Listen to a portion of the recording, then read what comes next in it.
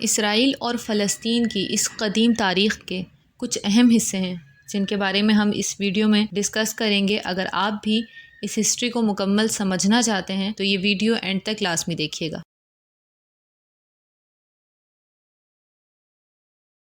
1881 تک یہودیوں نے بہت زیادہ ہیٹ سہا تھا، بہت زیادہ نفرت کا سامنا کیا تھا، جس کے بعد انہوں نے ہجرت اسٹارٹ کر دی اور یہودیوں کی ایک بڑی تعداد فلسطین کی طرف آتی ہے، جہاں فلسطینی لوگ انہیں ایکسیپٹ کر لیتے ہیں۔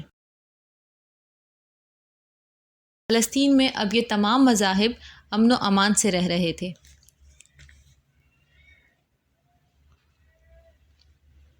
1915 ورلڈ وار 1، جس کے بعد فلسطین کے تمام حالات بدل جاتے ہیں۔ ورلڈ وار میں برٹش جیت جاتا ہے اور فلسطین پہ پوری طرح سے ہولڈ کر لیتا ہے، اور دوسری طرف جرمن میں ہٹلر پاور میں آتا ہے، جو کہ یہودیوں کو چن چن کر مارنا شروع کر دیتا ہے۔ اب وہاں سے یہودی بھاگ کر الگ الگ ممالک میں پناہ لے رہے تھے، جبکہ کچھ یہودی فلسطین کی طرف آتے ہیں۔ 1940 میں یہودیوں کی ایک موومنٹ شروع ہوتی ہے جس کا نام اسرائیل موومنٹ رکھا جاتا ہے، جس کا بیسک مقصد اپنا ملک حاصل کرنا ہوتا ہے۔ 1948 برٹش حکومت چھوڑ دیتا ہے اور فلسطین کو UN کے حوالے کر دیتا ہے، یونائٹڈ نیشن کے حوالے کر دیتا ہے۔ اب یونائٹڈ نیشن ایک ایسا فیصلہ کرتی ہے کہ جس کے بعد سرزمین فلسطین ایک جنگ کا میدان بن جاتا ہے۔ یونائٹڈ نیشن یہ فیصلہ کرتی ہے کہ 55% فلسطین کا ایریا اسرائیل کا ہوگا اور 45% فلسطین کا ہوگا، اور یروشلم جو کہ 3 مذاہب کے لیے بہت مقدس جگہ ہے، UN کے ہولڈ میں رہے گی۔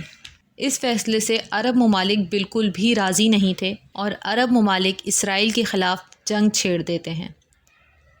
یہ اپنے آپ میں ایک بہت بڑی جنگ ہوتی ہے، لیکن اس کا نتیجہ بہت حیران کن تھا۔ اس جنگ میں اسرائیل جیت جاتا ہے اور فلسطین کی ایک بڑی زمین پر قبضہ کر لیتا ہے، اس کے ساتھ ساتھ ایجپٹ کی بھی ایک زمین پر قبضہ کر لیتا ہے۔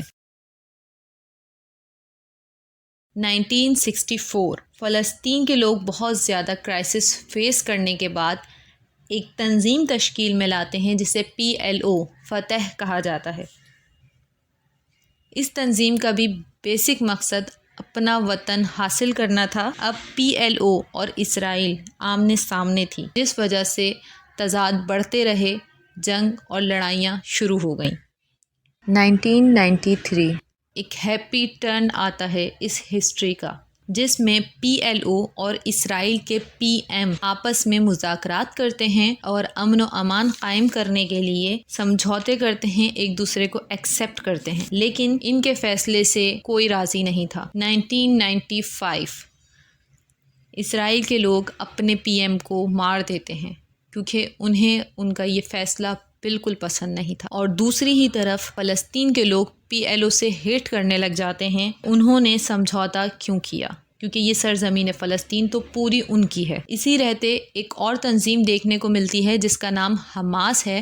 اب 2007 میں ایک بیٹل آف غازہ ہوتی ہے، جس کے بعد غازہ کا حصہ حماس ہولڈ کر لیتا ہے اور ویسٹ بینک کی طرف PLO، UNA اور اسرائیل کا ہولڈ ہوتا ہے۔ اب یہاں آپ اس چارٹ کو دیکھیے، ہجرت کے بعد سے لے کر ورلڈ وار 1 تک کا 34 ایئرز کا عرصہ فلسطین میں تمام مذاہب امن و امان سے رہ رہے تھے۔ اس کے بعد ورلڈ وار کے بعد سے لے کر عرب اور اسرائیل کی وار تک 33 ایئرز کے عرصے میں اسرائیلی موومنٹ قائم ہوتی ہے۔ عرب اور اسرائیل کی اس جنگ میں فلسطین بہت زیادہ کرائسس فیس کرتا ہے، جس کے بعد فلسطین کی ایک تنظیم PLO تشکیل میں آتی ہے۔ اس 16 سال کے ٹائم میں اور اس 33 ایئرز کے وقت میں اسرائیلی موومنٹ اور PLO موومنٹ قائم ہو چکی تھی، جس کے بعد 29 ایئرز کا عرصہ یہ دونوں آمنے سامنے رہے اور تضاد بڑھتے رہے۔ سرزمین فلسطین ایک میدان جنگ بنا رہا۔